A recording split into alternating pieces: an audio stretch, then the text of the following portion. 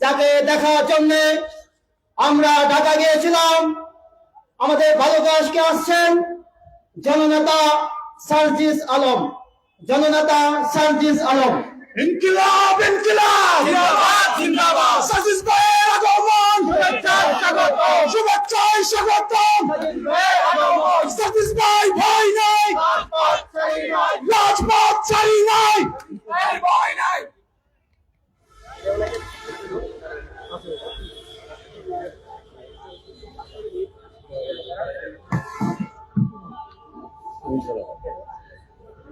ঐতিহ্যবাহী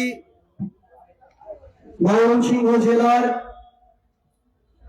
প্রবেশদ্বার আমাদের এই ভালুকা উপজেলা। আজকে আমরা এখানে একটা উন্মুক্ত মঞ্চে দাঁড়িয়েছি। আপনারা যারা শুনছেন আপনাদের সবাইকে জানাই সালাম, আসসালামু আলাইকুম ওয়া রাহমাতুল্লাহ।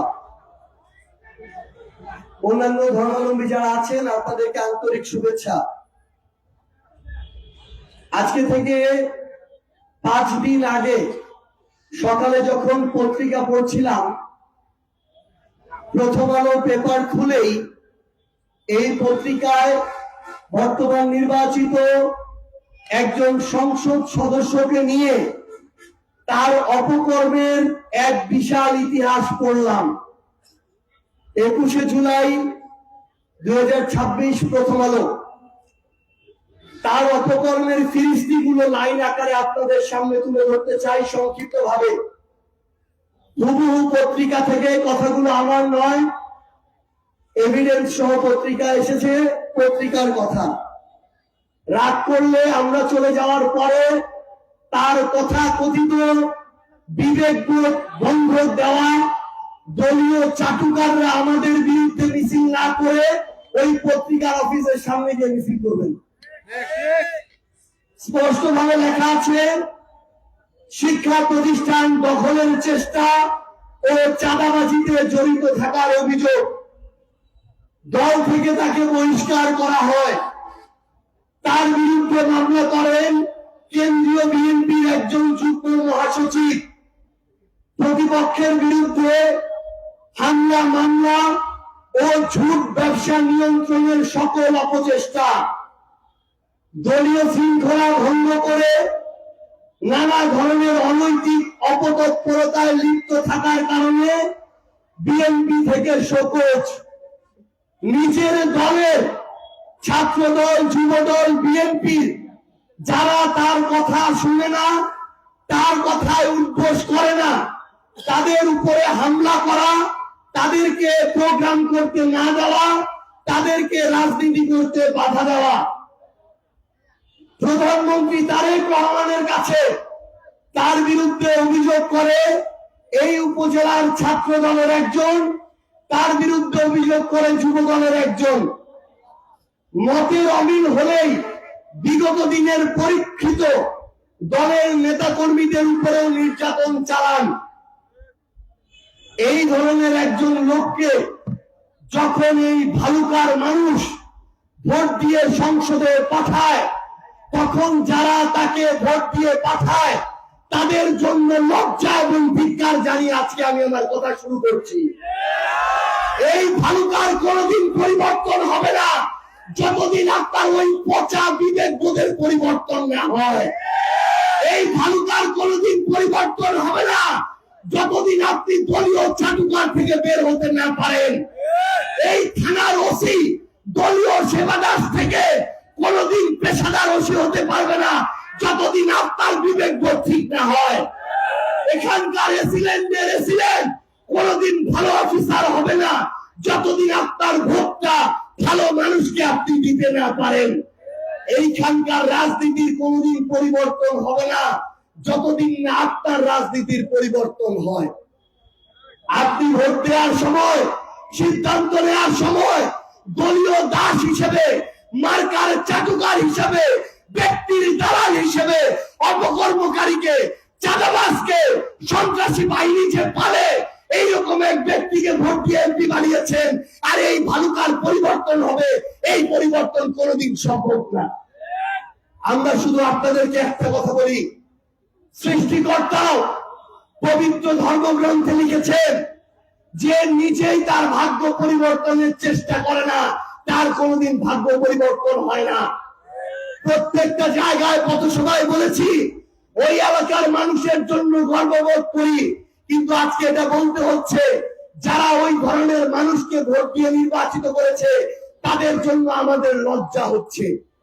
আরেকজনের কথা বলতে চাই, তার নাম হচ্ছে বন খেকো, এখন সে বনমন্ত্রী। এই জন্য তারেক রহমানের ভালো ভালো কথা আর ভালো লাগে না। আমরা নাকি কিছু বললেই সরকারের বিরুদ্ধে বলি। তারেক রহমানের অনেক এমপি মন্ত্রী, তাদের মাথায় ঠিক থাকে না, তারা আমাদেরকে ত্যাগ করা শুরু করে, আমাদেরকে বিভিন্ন ভাবে হুমকি দেওয়া শুরু করে, আমাদের বিরুদ্ধে মিছিল শুরু হয়, আমাদেরকে নাকি জ্বালিয়ে পুড়িয়ে দিবে, আমাদেরকে অবাঞ্ছিত করে। কিন্তু এই তারেক রহমানই তো আবার এই ধরনের লোকদেরকে মনোনয়ন দিয়েছে। তাহলে আপনি শোকজ করেন, বহিষ্কারের নাটক করেন, আর মনোনয়ন দিয়ে সংসদে নেন, আপনার এই নাটক আগামী বাংলাদেশের মানুষ আর খাবে না। তারেক রহমানকে বলতে চাই, এই ভালুকায় আমার শত শত একর জমি, যে জমি খেকো, বন খেকো গডফাদার আব্দুল আওয়াল মিন্টু খেয়ে ফেললো, তাকে আপনি বনমন্ত্রী বানিয়েছেন। তাহলে আমরা এটা মনে করতে চাই, আব্দুল আওয়াল মিন্টু একাই খায় না, আব্দুল আওয়াল মিন্টু তারেক রহমানকে ভাগ দিয়ে তারপরে খায়। যদি এই ভাগ না দিত, তাহলে যেই লোক এই ভালুকার সবচেয়ে বেশি বন দখল করেছে, যেই লোক 500 কোটি টাকা মূল্যের বন দখল করে লুটপাট করছে, সেই লোককে তারেক রহমান কোনদিন মন্ত্রী বানাইতে পারতো না। আপনাদেরকে ওই বিএনপির মিন্টুরা সহ যত বাচ্চু, এই ধরনের যত লোক আছে, তাদের বিরুদ্ধে ঐক্যবদ্ধ ভাবে প্রতিরোধ করতে হবে। আমরা ওইটুকু বুকে, ওইটুকু মাথায় চিন্তার সাহস সবকিছু রেখেই চলি। এখান থেকে বের হওয়ার পরে হয়তো তার সন্ত্রাসী বাহিনী আক্রমণ করতে পারে, রক্তাক্ত করতে পারে, গুলি করতে পারে, কিন্তু মনে রাখবেন, ওসমান হাদি যেই কাঙ্ক্ষিত বাংলাদেশের জন্য জীবন দিয়ে গেল, আপনারা যদি সেটা ধারণ না করেন, এই বাংলাদেশের কোনোদিন পরিবর্তন হবে না। আমরা ভীতু কাপুরুষের মতো কোথাও গিয়ে চুপ করে বসে থাকার চেয়ে, অন্যায় সহ্য করার চেয়ে, কোন সন্ত্রাসী বাহিনীর গুলি খেয়ে প্রতিবাদের মুখে মৃত্যুটাকে শ্রেয় মনে করি। এই জন্য আমরা আপনাদেরকে বলে যাই, আপনাদের কোনোদিন ভাগ্য পরিবর্তন হবে না যতদিন না এই মিন্টুর মতো সন্ত্রাসী, বনখেকো, বাটপার, লুটেরাদের বিরুদ্ধে আপনারা কথা বলতে পারেন, যতদিন না তাদের বিরুদ্ধে দাঁড়াইতে পারেন। আমরা শুধু আপনাদেরকে একটা কথা বলি, পুলিশ থাকুক, আরে রাজনীতিবিদ যদি ঠিক হয়ে যায়, এমপি মন্ত্রী প্রধানমন্ত্রী যদি ঠিক হয়ে যায়, কোন এসিল্যান্ডের কোন থানার ওসির এই বুকের পাটা হয় নাই, সে আপনার উপরে জুলুম করবে। ওসিরা তো এমনি বিএনপি এমপিদের দালালি করে না, বিএনপির নেতাদের দালালি করে না, কারণ তারা জানে এই দালালি না করলে সেই জায়গায় টিকতে পারবে না। কারণ তারা জানে ওই এমপি মন্ত্রীরা চায় যেন এই ওসি আর এসিল্যান্ডরা তাদের দালালি করে। এই জন্য আপনাদেরকে একটা আহ্বান করব, কথা বলতে হবে। কথা যদি না বলেন, চুপ করে যদি থাকেন, এর চেয়ে বেশি অত্যাচার আপনাদের দিকে নেমে আসবে। সেদিন আপনারা যে ঘরে ঘুমান, একদিন দেখবেন ওই মিন্টু জমি দখল করতে করতে আপনার ঘর পর্যন্ত এসেছে, আপনার ঘরের ঘুমানোর জায়গাটাও আর ঠিক থাকবে না। এখানে আমাদের যারা পুলিশে আছেন, ওসি পদে থাকেন, এসপি পদে থাকেন, যারা প্রশাসন ক্যাডারে আছেন, এসিল্যান্ড থাকেন, ইউএনও থাকেন, মনে রাখবেন আপনাদের সিনিয়ররা যারা শেখ হাসিনার ভোট চুরি করেছিল, রাতের নির্বাচন করেছিল, ভেবেছিল একজন আইজিপি হবে, ডিআইজি হবে, সচিব হবে, একটাও কিন্তু এখন চাকরি নাই, একটাও কিন্তু দেশে নাই। ওসি সাহেব, এসিল্যান্ড সাহেব, মনে রাখবেন, যদি দলের দালালি করেন, ব্যক্তির চাটুকার হন, কোন একটা মার্কার তোষামত করা শুরু করেন, আগামীর বাংলাদেশে সমাজে মুখ দেখানো তো দূরের কথা, আপনার সন্তানরা আপনার পরিচয় লজ্জায় কোনোদিন দিবে না। এই জন্য আমরা আপনাদেরকে আহ্বান করি, পরিবর্তনটা শুরু করতে হবে অল্প মানুষ নিয়ে। জুলাই অভ্যুত্থানে যেদিন প্রথম দাঁড়িয়েছিলাম, 10 থেকে 12 জন মানুষ ছিলাম, 1 জুলাই 400-500 মানুষ ছিলাম, 5 আগস্টে কোটি মানুষ রাজপথে নেমে এসেছে। মনে রাখবেন, আপনি বিএনপি করেন কোনো সমস্যা নাই, জামাত করেন, এনসিপি করেন, সমস্যা নাই, কিন্তু যদি জুলুম শুরু হয়, অন্যায় শুরু হয়, স্বৈরাচার শুরু হয়, শিক্ষা প্রতিষ্ঠান ধ্বংস হয়, সরকারি অফিস ধ্বংস হয়, হাসপাতাল ধ্বংস হয়, বিএনপির নেতা কর্মীরাও কিন্তু বাঁচতে পারবেন না। এই যে লুটপাট হয়, সর্বোচ্চ বিএনপির 50-100 টাকা লোক সুবিধাভোগী, কিন্তু আরো লক্ষ লক্ষ বিএনপির লোক আছে যারা এই লুটপাটের সাথে জড়িত না। কিন্তু যদি শিক্ষা প্রতিষ্ঠানটা ধ্বংস হয়ে যায়, তাহলে বিএনপির ভাইয়ের যে সন্তানটা ওই শিক্ষা প্রতিষ্ঠানে পড়ে তার ভবিষ্যৎ ক্ষতিগ্রস্ত হবে কি হবে না?